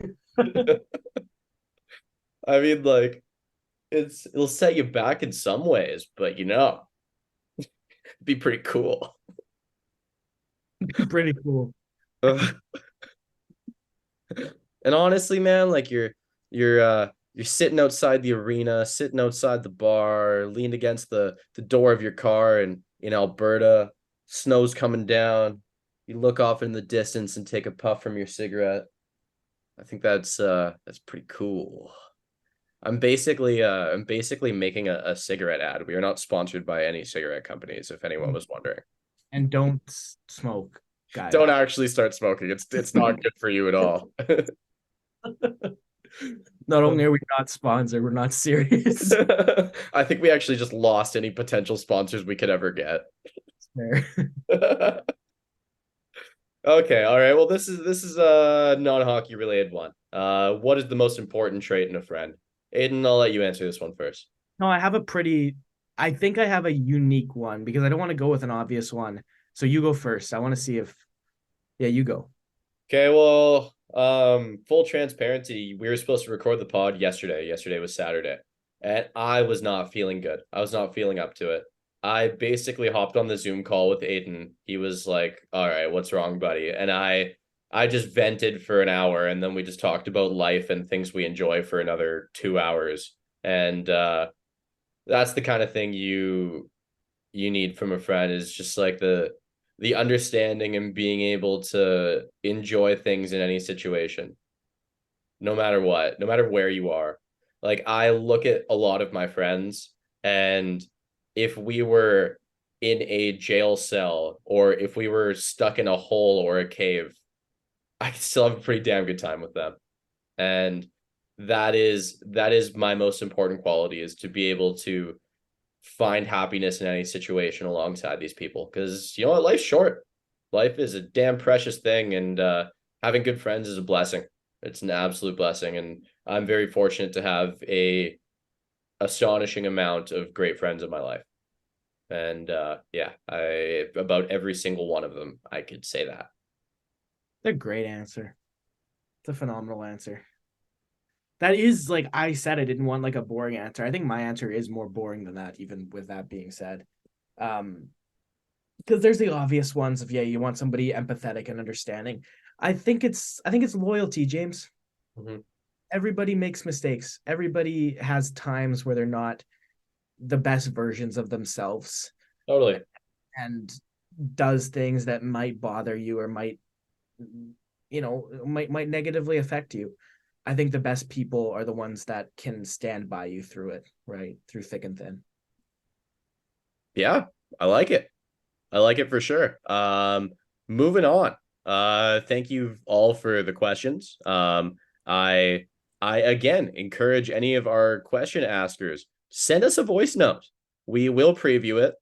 If you are going to toast the pod by with something tough, we won't air it. Um, and by toasted, I don't mean criticism. Criticisms are welcome. Sure, I'll take some criticism. I mean by that I mean things that maybe not are so appropriate for to put on air and for our respective careers. And then I also encourage you name our contracts being awarded and millions being handed out segment. Toss out the name for us. I'd love to hear some ideas. And you know what? If your ideas suck or if they are great, regardless, we will talk about them on the pod. I will review every submission we get. So send us some ideas, send us some questions, toss a voice note. We'd love to throw your voice on the pod.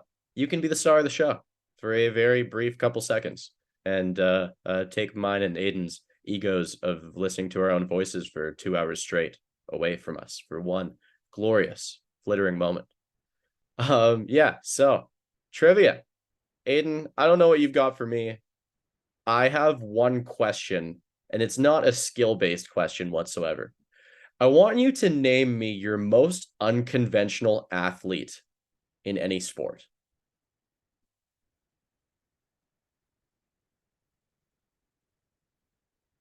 I can start off with an example for you if you'd like, because Yeah.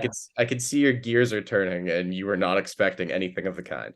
The reason I asked this was because I opened Snapchat, and often Snapchat has these stupid things under your friends' stories. And the first thing was saying, it said John Daly, uh, colon, or sorry, John Daly diet, colon, whiskey and popcorn, question mark. And like, I've heard all these kinds of stories about like John Daly's diet on the course is like just liquor and cigarettes and the popcorn's a new mix. And this guy's been a professional golfer for like both of our lifetimes combined. And being a professional athlete, raking in cash. And I understand golf isn't always the most like athletic physique based sport. Always. Sometimes it is, sometimes it isn't. But yeah, like you look at that guy and you don't think professional athlete. And it's damn cool that he is. So yeah, that's unconventional in my eyes. And you know what? Props to that guy for getting some shine all throughout his career. While there are other inspiring stories out there that may be more conventional, someone who may not be in the best shape, someone who may live a different life, someone who may not have the perfect diet can look at him and go, you know what? I'm pretty damn good at golf too, and I am not an Adonis hitting the gym every day of the week. I might be able to do this. So John Daly, whiskey and popcorn. I'm struggling. Like I was thinking the whole time you were saying that. Because like the thing is there's sets of anomalies, but it's hard to pick out a single anomaly in the sense of like, oh, this is the only time this type of unconventional athlete because like if you think of a baseball player such as like a David Ortiz, much bigger guy, and a lot of his strength came from just how big he was and how hard he could hit the baseball. And but you see that prototype of that designated hitter from time to time, right? Like that's not super uncommon for a baseball player to be built like that. um Now, I have an answer. It's not one that in any way, shape, or form you would have been expecting. Um, Nor is it necessarily about this guy's like actual like athleticism or anything, but we've talked at length about on this podcast, especially in the fall of last year because the World Cup was happening, that I'm Portuguese and am a very big Portuguese soccer fan. They have won one major tournament in my lifetime. It was in 2016, the European Championships. They played group game against Hungary. They tied 3-3. Hungary's goaltender was a at the time, I think 40-year old by the name of Gabor Kiraly. He is the only professional footballer or soccer player in Canadian English that I've ever seen wear sweatpants, James. It was kind of bizarre to see this goalie just wearing gray sweats in the game. And he did it his whole career. Like he played in the Premier League in England for something like 5 to 6 years, and then um he played in the first German division, which is a very good league, for even longer than that. And he always did that. It was just kind of bizarre to see, like, yeah, these like gray Adidas sweatpants is in like the biggest tournament in the world. Yeah, it was yeah. So that's the one thing that comes to my mind. It's yeah, I think I'll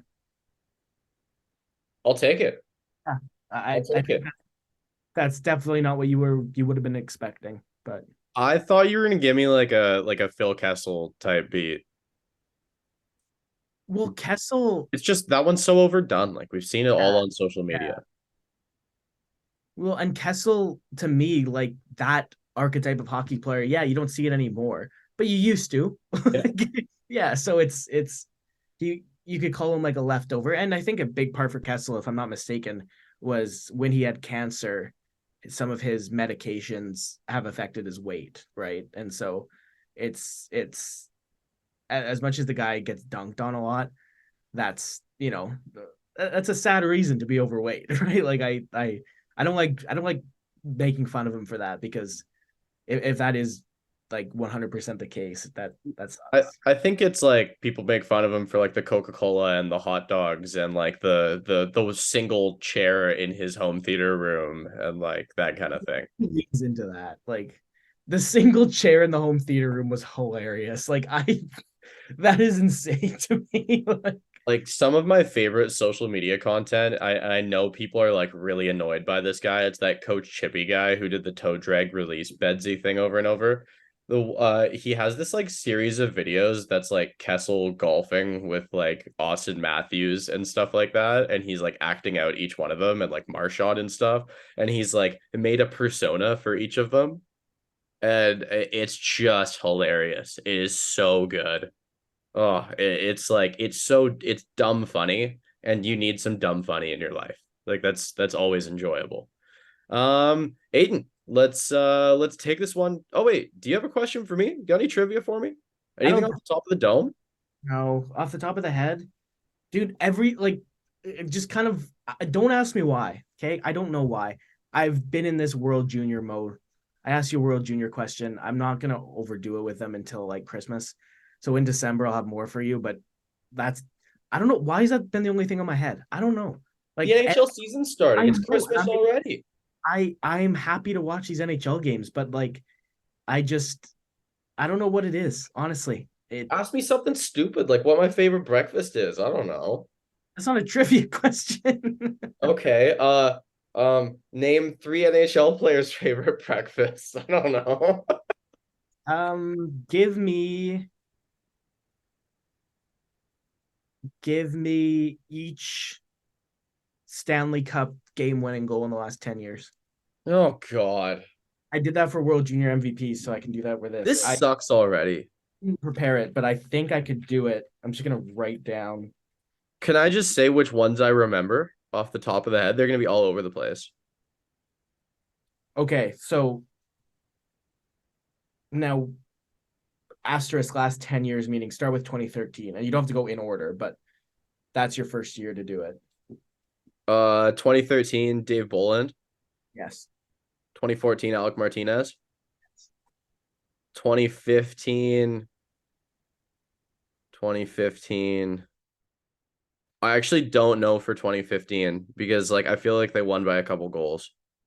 It was a 2-0 game 6 win. So the game winner is technically the first goal. Shot in the dark. Was it Marion Hossa? Duncan Keith scored the Okay. I knew it was one of the core guys because I think it was only core guys that scored those two goals. Oh, the second one was that Brad Richards like wait, wait, wait, wait, and then slip it across to Kane. Do you remember that one? Yeah. Oh, so Kane scored the other. Yeah, Yeah. Yeah. Okay. Yeah. 2016. I was pretty sure that Kane scored the second one, so I was like, I don't know here.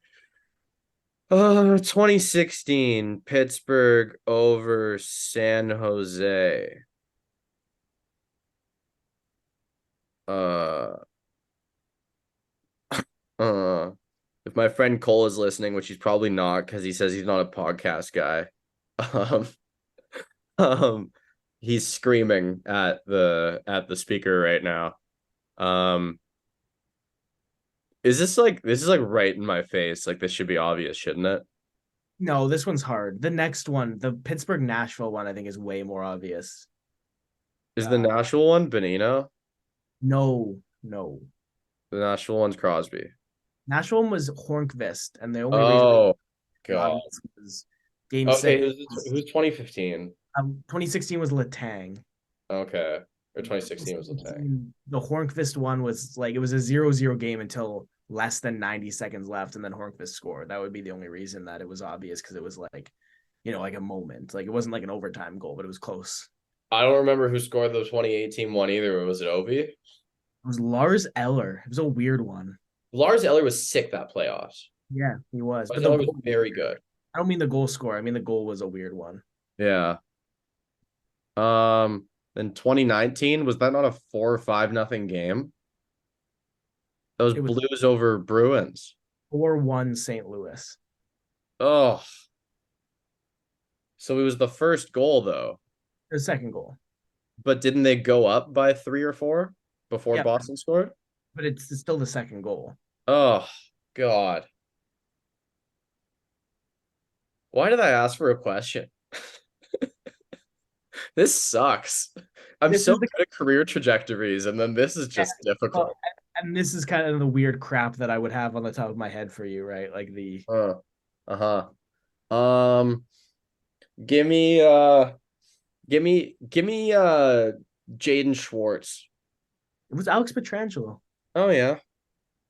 I knew it was a St. Louis Blues player. There you go. 2020.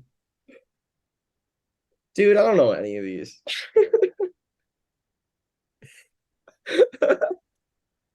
I watched this game. Like I watched all these games. 2020, it's uh gimme. Oh, I feel a glimmer of hope. 2020. It could Victor Hedman won the Conn Smythe, but he didn't score this goal. They won 3-1, 2-2 nothing. Okay. All right. 2-0. This first goal came early in the game, if I remember. Yeah, Yeah. And it was not scored by a star player. that would be false. Oh. Well, I'm toast then. Give me Hedman because he won the Conn Smythe. I was Braden Point.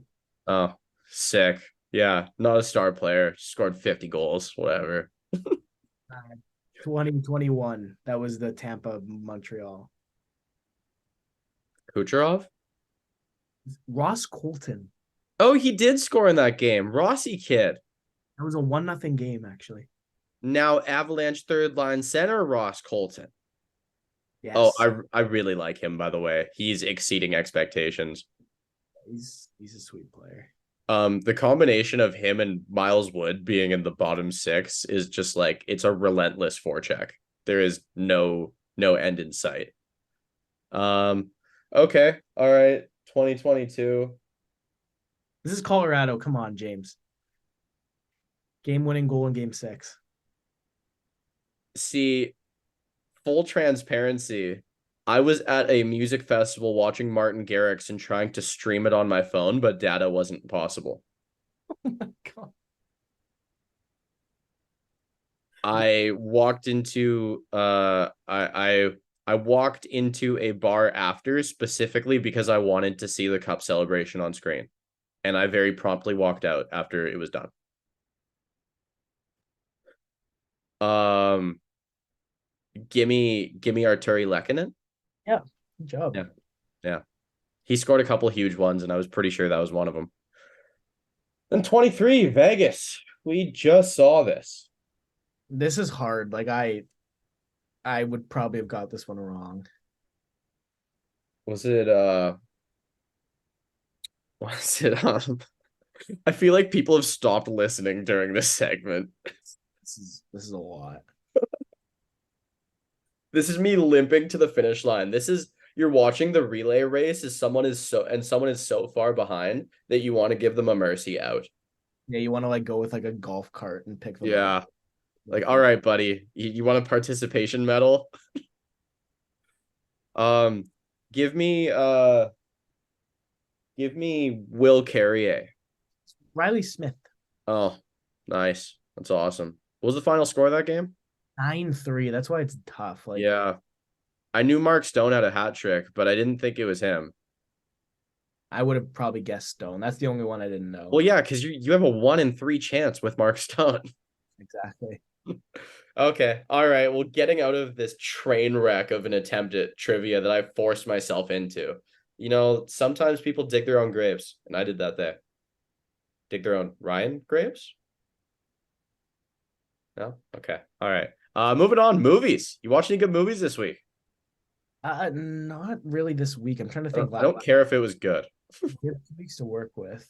We do have a couple weeks to work with. I feel like I had one. I just can't remember. Do you have anything? You go first. I watched 2 movies in the past 2 weeks, and it was Barbie and Kangaroo Jack. So Kangaroo Jack was just as funny as I remember it being as a kid. Not gonna lie, I watched it after the gym very late at night with my roommate. It was hilarious and way dirtier than I remember, as that often happens with kid and family movies from the early 2000s when you go back and watch them as an adult. They are just filled with dirty jokes. Like you are shocked to see what is in there. But yeah, I watched the Barbie movie. You know what? Cinematically, it was nice to look at. Like the way they set up their Barbie land and everything. It was kind of cool. Like story wise, I don't feel like it lives up to the hype as like one of the highest grossing movies of all time. But it was like a Barbie movie, and I understand the hype behind it. It was a solid watch. I was happy I watched it. But honestly, I had more fun watching Kangaroo Jack. So Kangaroo Jack is my movie of the week. It is on Netflix. If you haven't watched it since you were a kid, go back. I don't care if you're watching it with your girlfriend, watching it with your buddies. You had a bad day, sit on the couch, make some food. I had I had a lot of food when I watched it. Many snacks, many late night snacks. Like one of those ones where you like go into your freezer and you find like chicken strips, deep fried pickles, and yam fries, and you're like, all of these are frozen, and I can make them all in my air fryer within 10 minutes. Sure. So I basically had like a pub meal, but yeah, yeah, it was solid. Next on my list, and I plan on watching it on Monday, is I'm watching Gone Girl. So yeah, I will come back with my review next week and keep you posted. And hopefully by then I will have made it slightly more of the way through my list, and I will have watched The Town. Um, yeah, do you have anything? I rewatched Knives Out. I've never seen it, So good. and I love Daniel Craig. It's very good. Like it's if you're expecting like a full on who done it, it's not. Like it's a play on the genre a little bit. Yeah. It's excellent. Like it is a very good movie. It's for sure worth a watch. Like it's yeah, I solid like, and again I'm gonna say 8 out of 10, but my 8 out of 10 carries like that's a good movie. Like Eight that's out a of ten is high, man. That's really high. Whoa. All right, so it's very good. I love that. Just before we go, I keep referring to this movie list that I have. So I kind of want to run through it for the listeners, for whoever enjoys the movie list segment. Is this like your to watch list that you're going through This here? is my acclaimed movies to watch. Okay, sure. So I have in usually it is supposed to be in chronological order, but if one of these movies pops out, if someone wants to watch them with me, if I see it pop up on a streaming service, I will jump ahead sometimes. Um yeah, okay, here we go. I've Gone Girl, The Town, Saving Private Ryan, Legends of the Fall, The Aviator, No Country for Old Men, The Departed, Last of the Mohicans, Tenet, Insomnia, Oppenheimer, Memento, All Quiet on the Western Front, Hacksaw Ridge, The Green Mile, Blade Runner 2049, Heat, Fight Club, Goodfellas, The Place Beyond the Pines, Leon the Professional, Donnie Darko, The Usual Suspects, American Psycho, The King's Speech, Requiem for a Dream, Reservoir Dogs, There Will Be Blood, Pan's Labyrinth, The Sixth Sense, Prisoners, Warrior, Million Dollar Baby, and Asteroid City because I like Wes Anderson movies. There's a lot on there that I just can't believe you haven't seen, honestly. And it's insane because I've seen so many movies and so many great movies. Wow. Yeah, mind boggling, hey? Yeah, you got to watch a lot of those. Well, yeah, my goal is to be done this list by a year from now.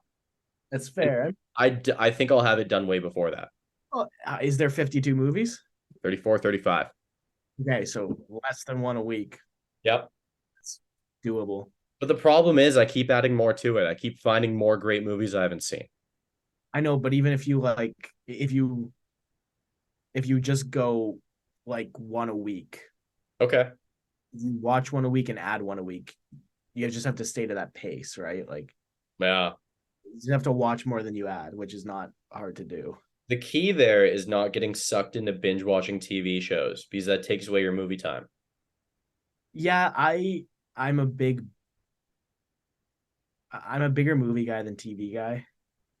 Well, then Aiden, the other problem too is in the past month, NHL 24 and Starfield have both just come out. And I have not watched many movies or shows. So, I mean, like when we first started this movie segment, I was ripping banger after banger. But this time it was Kangaroo Jack. So, yeah. I mean, yeah, with Aiden, unless you have anything else, I think that's it for this long one. I think this was a really fun episode, and I hope that they enjoyed it as much as we did. Well, there was a point where I was like, oh, maybe this isn't going to be 2 hours, and then it was. Yeah. So I guess I guess we're sorry. But I'm enjoy. not sorry. This is one of the more fun episodes we've had as of late. Yeah, I'm glad we did it today. Well, without any further ado, let's roll that outro. Thanks, guys.